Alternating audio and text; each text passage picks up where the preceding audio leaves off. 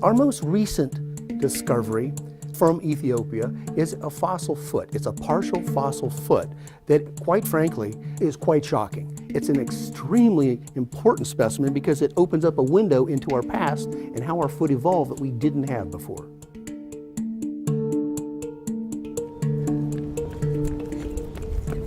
Humans are the only living mammals to walk on 2 feet.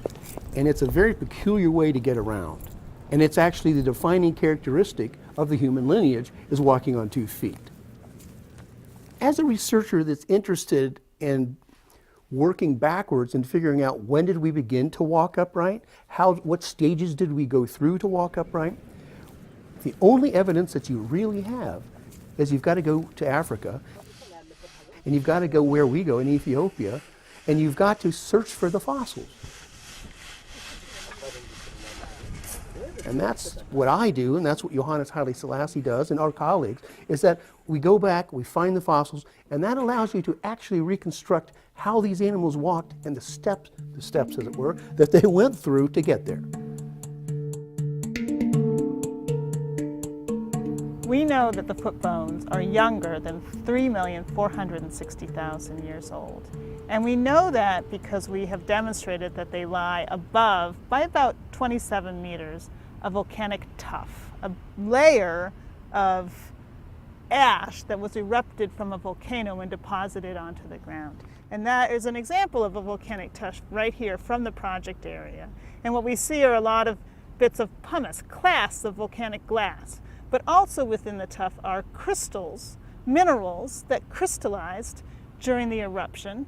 And those minerals lock in some radioactive elements at the time that they formed. And so the tuff can be dated by the decay of those radioactive elements and knowing how much are present of them.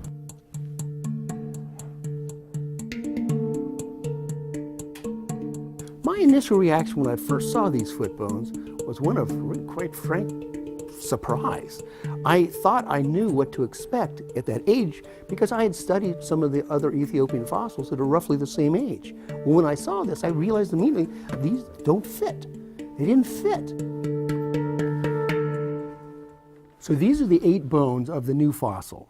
I've laid them out here on the table. The original fossils are now in Ethiopia at the National Museum in Addis Ababa, but these are extremely detailed casts. This has a big toe that's standing off on the side, very much like this. This is a chimpanzee foot, and the main character is this big thing. Its toe, its big toe, is very much opposable, much like a thumb. So this is a climbing adaptation. Compare it to the human. And we are the only primates, along with our ancestors, that have taken the big toe that used to stand out on the side as a grasping big toe, and we now bring it into line with the rest of our feet. Now, to really appreciate the significance of this foot and what it tells us, we have to compare it to some other fossils that we've known about for years. And I have here casts of the very famous Lucy fossil. Lucy was living at the same time that this animal was. In fact, very close to one another. What do we know about Lucy? Well, she sets the stage. Because from Lucy, we can tell, this is her thigh bone, her left thigh bone. We can tell for several reasons, her knee, her hip, that she walked upright in essentially the same manner that you and I walk upright. Now, we don't have much, unfortunately, of Lucy's foot. And this is another individual of her species. Now, this is another big toe. This is domed on the top, which allows you to say that this animal, the Lucy type of animal, Australopithecus, was toeing off and had the same amount of joint mobility that you and I have. And I want you to note that both of them have joint surfaces that extend onto the top. Now, we go to the new foot that was living at the same time as Lucy, or Lucy's species, no dome. That alone tells you this animal was still grasping and was not using its toe the way you and I do, but the Lucy specimen was. So we have a divergent type of bipedality.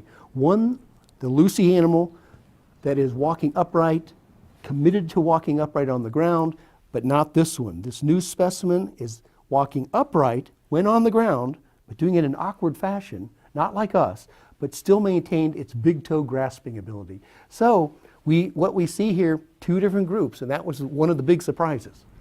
This fossil foot raises questions in my mind about the relationship between those feet, the organism that was walking around, and the environment. We have found a lot of fossils of Lucy-like animals, and this is the first one that we've found that's clearly so different. Why do we now find it? Is it that we're beginning to piece together a bit of environment, this wooded, highly wooded environment, that the fossils of Lucy are not found in? Now that we have this partial foot that tells us so much, of course what we want to know is what does its head look like? What do its teeth look like? What does its knee look like? What does its ankle look like? What was its pelvis like? We don't know.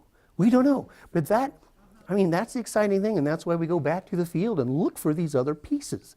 Until we find skulls and teeth of this organism, we're being cautious about describing it as a new species. Is it within the range of variation within the other fossils? I don't think so. I think it probably does represent a new species, but until we find more evidence, we're being cautious about it.